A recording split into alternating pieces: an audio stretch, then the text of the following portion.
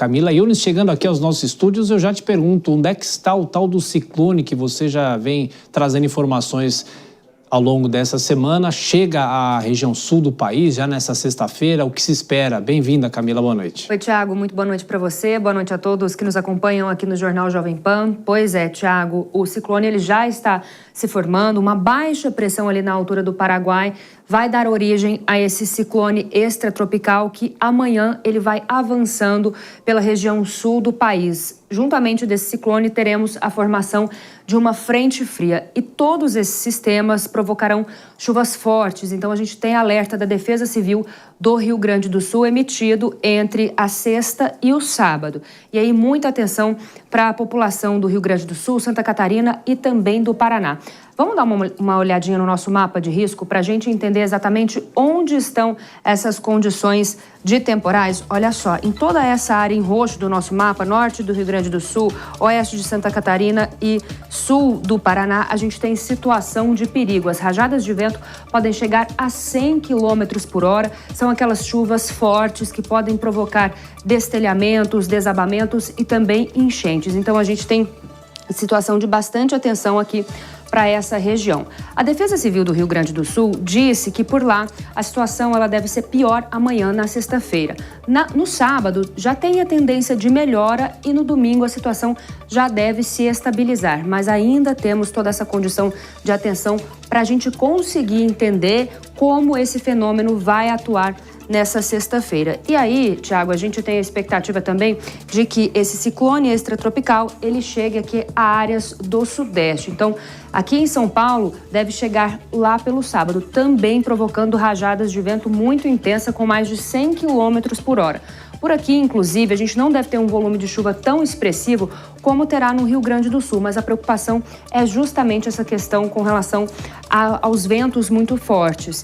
Inclusive, hoje eu estive lá no Centro de Gerenciamento de Emergências da Defesa Civil aqui do estado de São Paulo e conversei com o coordenador da Defesa Civil Estadual, o Coronel Hengel Pereira.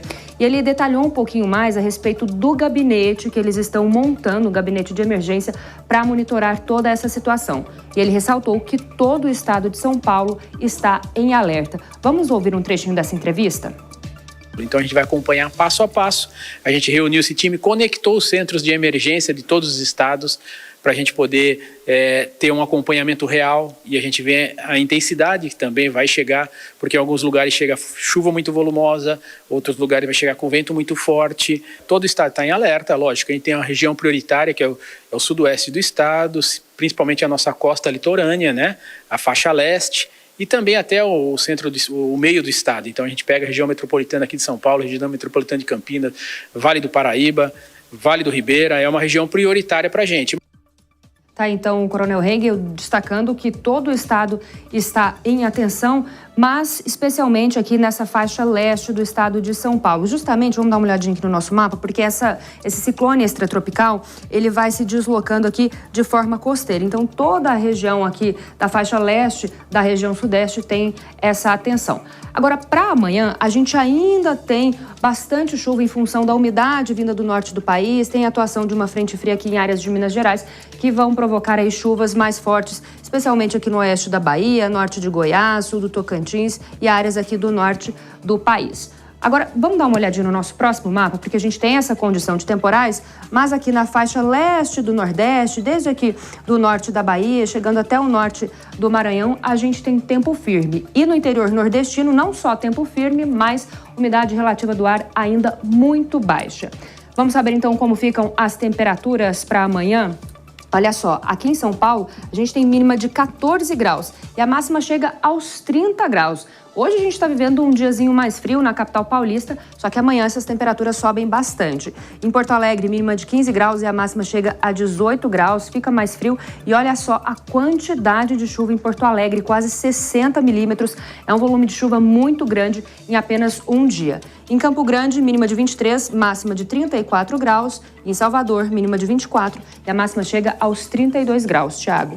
Camila, falei errado, aos 30 graus. Sim, 30 graus. Você fala sempre sobre os eventos extremos como consequência do aquecimento do planeta e esse ano de 2025 nós teremos recorde de temperatura. Aliás, você falou de Porto Alegre, né? A gente se lembra do que aconteceu no ano passado, aquela chuvarada extrema, né? Pois é, Thiago, essa é uma situação muito preocupante. A gente está aí vendo a COP30, os países unidos tentando debater toda essa situação, tentando entender quais mecanismos precisam efetivamente serem adotados para que a gente possa conter o aquecimento do planeta.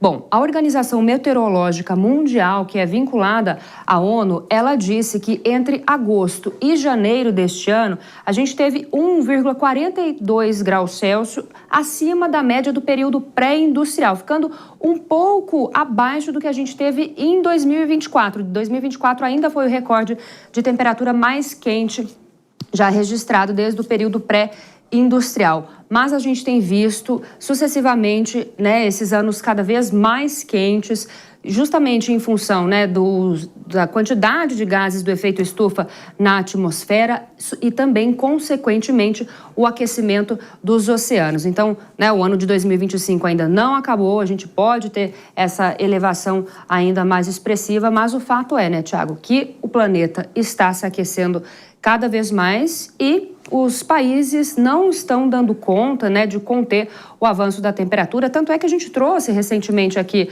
no Jornal Jovem Pan o próprio secretário-geral da ONU, Antônio Guterres, dizendo que já está claro que a gente não vai conseguir conter a elevação da temperatura da Terra em 1,5 graus Celsius, que foi aquilo que foi estabelecido lá no Acordo de Paris, quando mais de 190 nações assinaram esse tratado lá em 2015. Então, são dificuldades e a gente vai precisar enfrentar. E a COP30 está aí justamente para que esses assuntos sejam debatidos. Mais um desafio, né, Thiago? Pois é, saber o que a COP30 vai deliberar em relação a essa discussão que interessa a todo mundo. Exato. Camila Yunes com o tempo aqui no Jornal Jovem Pan. Bom descanso para você, a gente volta a se falar amanhã. Até.